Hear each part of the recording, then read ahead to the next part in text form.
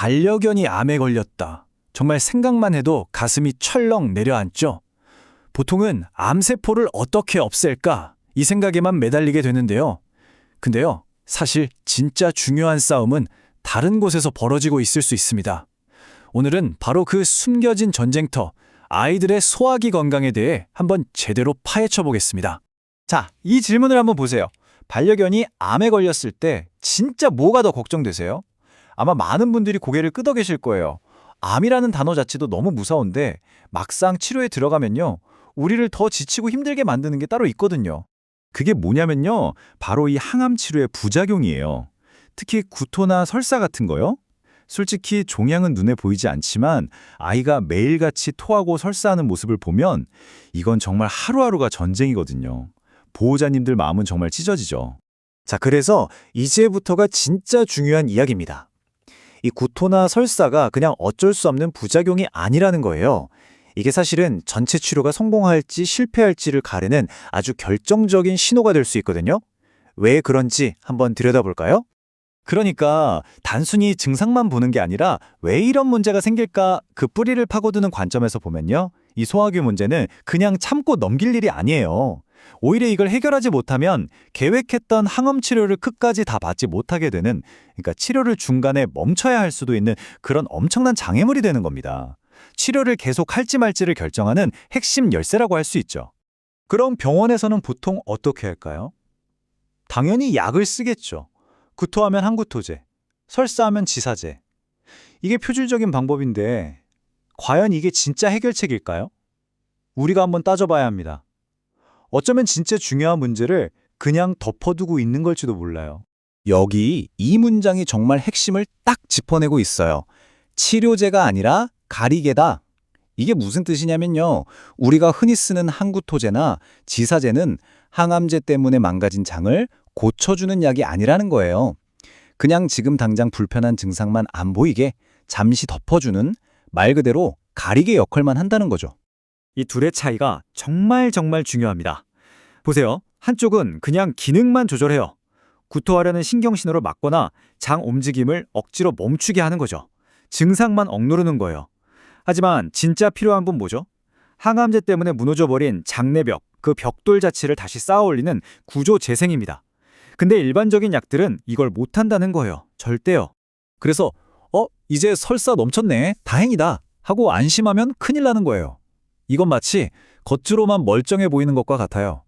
증상은 멈췄을지 몰라도 속에서는 망가진 장이 영양분을 하나도 흡수하지 못하고 있는 상태일 수 있거든요. 그럼 어떻게 될까요? 아이는 밥을 먹어도 기운을 못 차리고 근본적인 체력은 계속해서 바닥으로 떨어지는 거죠. 이게 바로 활력의 착시입니다. 자, 그럼 도대체 왜 항암제가 유독 이렇게 장을 못 살게 구는 걸까요? 이제 그 근본적인 원인을 한번 파헤쳐 보겠습니다. 항암제가 장 점막에 그야말로 직격탄을 날리는 이유가 있습니다. 일단 항암제의 원리부터 간단히 짚고 넘어갈게요.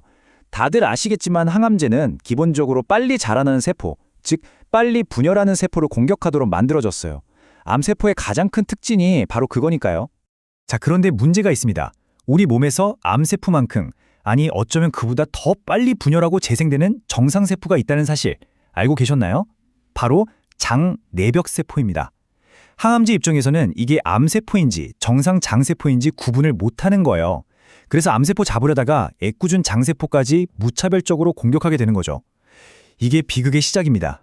그래서 결국 어떤 상태가 되느냐? 바로 장누수, 영어로는 리키것이라는 현상이 발생합니다. 이게 뭐냐면요, 원래 장벽 세포들은 벽돌처럼 아주 촘촘하게 딱 붙어 있어야 하거든요. 이걸 치밀결합이라고 하는데 항암제가 이 벽돌 사이에 시멘트를 다 부숴버리는 거예요. 그럼 어떻게 될까요?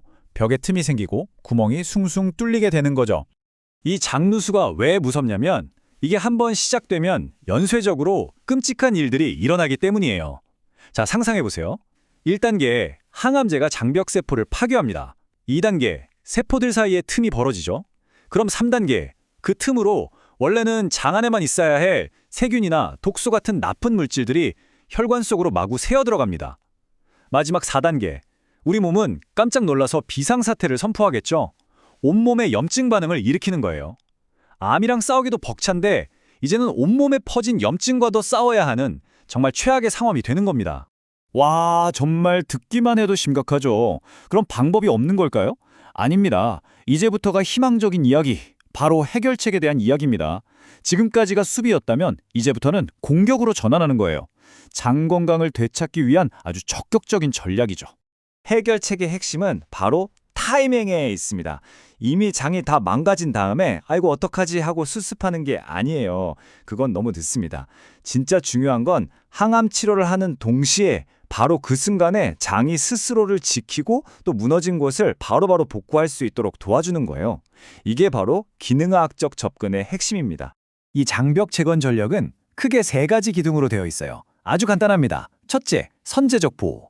아예 처음부터 손상을 최소화하는 방어막을 쳐주는 거예요. 둘째, 근본적 교정. 만약 틈이 생겼다면 그 벌어진 벽돌 틈을 시멘트로 다시 꼼꼼하게 메꿔주는 거죠. 누수로 원천 차단하는 겁니다. 그리고 마지막으로 가장 중요한 활력 유지. 장이 건강해져야 영양분을 제대로 흡수할 수 있고 그래야 아이가 힘든 치료를 이겨낼 에너지를 얻을 수 있잖아요. 자, 이제 거의 다 왔습니다. 그럼 이 장 건강을 지키는 게 대체 무슨 의미가 있을까요?